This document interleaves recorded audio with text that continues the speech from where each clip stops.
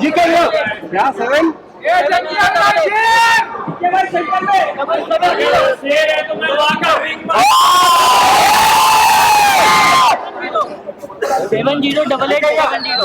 Left side जिगर भाई यहाँ पे क्या बात है सामने जिगर भाई यहाँ पे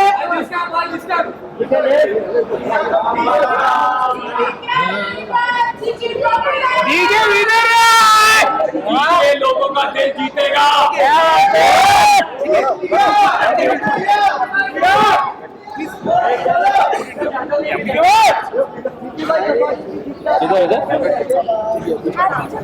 कैसे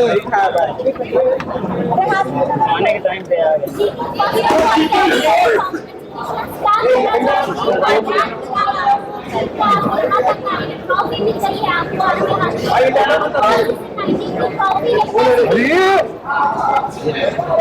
अरे मुझे दुख हो रहा है, शो खत्म हो गया, मुझे बड़ा मजा आ रहा था यार अंदर।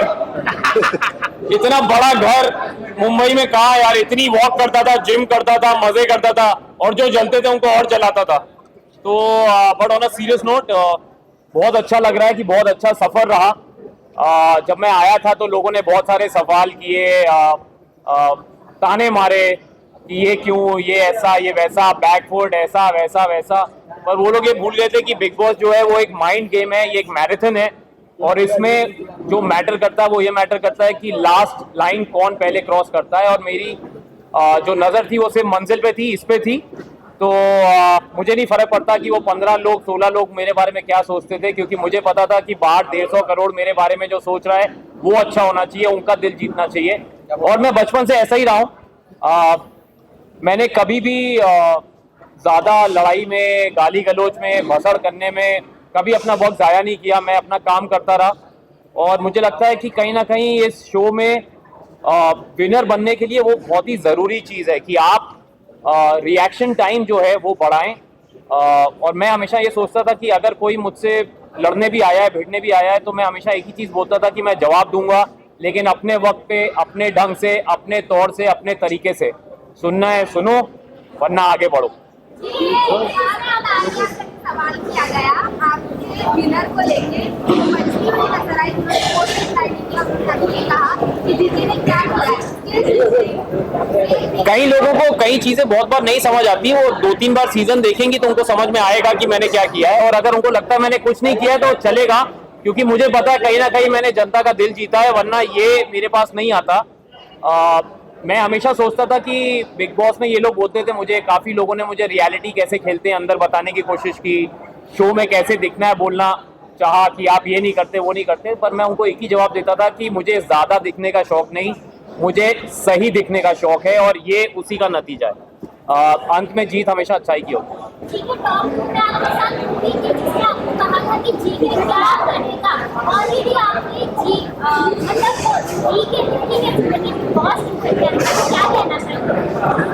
मैम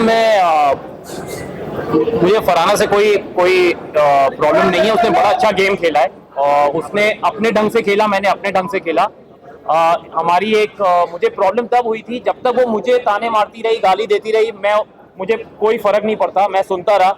अगर आप लोगों ने वो शो देखा ही होगा ऑफ कोर्स, जब तक वो मुझे पर्सनली अटैक करती रही मैं मज़े में ले रहा था, लेकिन जब उसने मेरे प्रोफेशन टेलीविज़न पे सवाल उठाया, जो लोग मेरे साथ 20 साल से जुड़े हैं उन पे सवाल उठाया, जिनके प्यार की वजह से मैं टेलीविज़न का स्टार बना उन पे सवाल उठाया, तब मेरे सब्र का बांध टूटा। और आपने देखा कि वो जब पूरी नसें वसें निकल आई थी मेरी गुस्से में, क्योंकि मैं जेन्युइनली नाराज़ था। और मैंने उसमें कहा था कि तुम लोग पूछते रहते हो कि क्या करूंगा क्या करूंगा, मैं जब ट्रॉफी जीतूंगा तुम लोग स्टेज पे खड़े होकर ताली बजा रहे होगे मेरे लिए, और तुम जान ही जाओगी कि तुम गौरव खन्ना के सीजन में आई थी।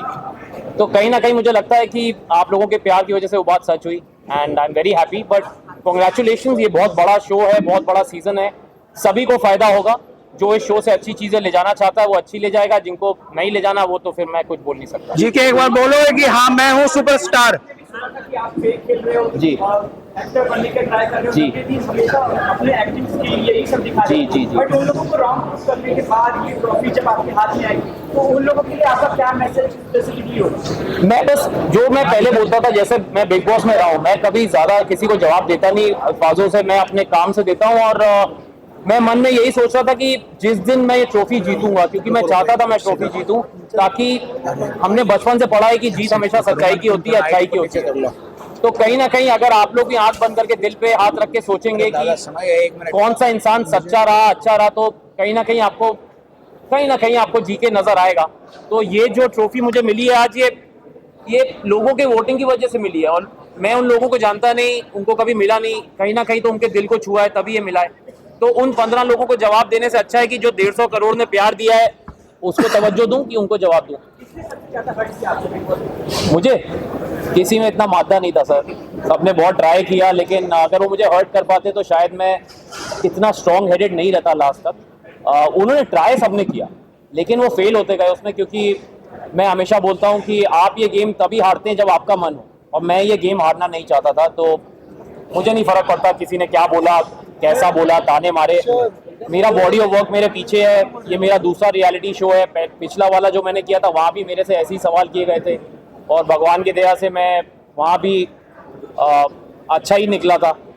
और ये शो तो बहुत बड़ा शो है, तो इसमें भी जो रिजल्ट आया है मुझे कुछ जवाब देने की जरूरत नहीं है। जो मुझसे सवाल करे उसको कह दो ये देखो, ये करो और आगे बढ़ो। जी के एक बार ट्रॉफी उठा के बोलोगे कि मैम एक अरे बिग बॉस का क्वेश्चन मार दिया आगे, तो मोनोपोली थोड़ा उसकी। जी जी जी लास्ट में कोई नहीं बोलने देता भाई। मैं उनको बस यही बोलूंगा कि अगली बार ओपोनेंट जरा सोच समझ के चुनना, क्योंकि उनको लगा था कि मैं चुप रहता हूं, मैं जवाब नहीं देता, लेकिन उनको ये नहीं पता था कि मैं जब जवाब देता हूं तो शोर बहुत ज्यादा होता है, और वो शोर आप देख ही रहे हैं। तो ये वो जवाब है। मैं अगेन उनको बोलूंगा कि आगे बढ़ो।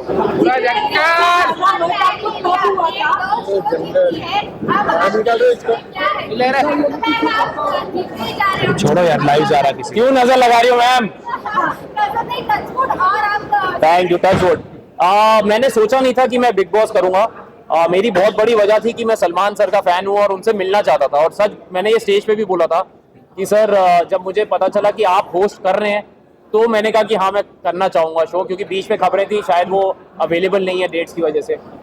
तो मैं कानपुर से हूँ और मैं 20 साल से उनसे मिलने की कोशिश कर रहा था, मतलब एज अ फैन मैं उनको मिलना चाहता था पर नहीं मिल पाता था। तो मैंने सोचा अगर बिग बॉस में आऊँगा, भले ही जीतूँ ना जीतूँ, लेकिन एंट्री पे तो उनके साथ स्टेज पे खड़ा रहूँगा। तो वो कहीं ना कहीं मेरा एक लालच था पर्सनल कि मैं उनसे मिल पाऊँगा।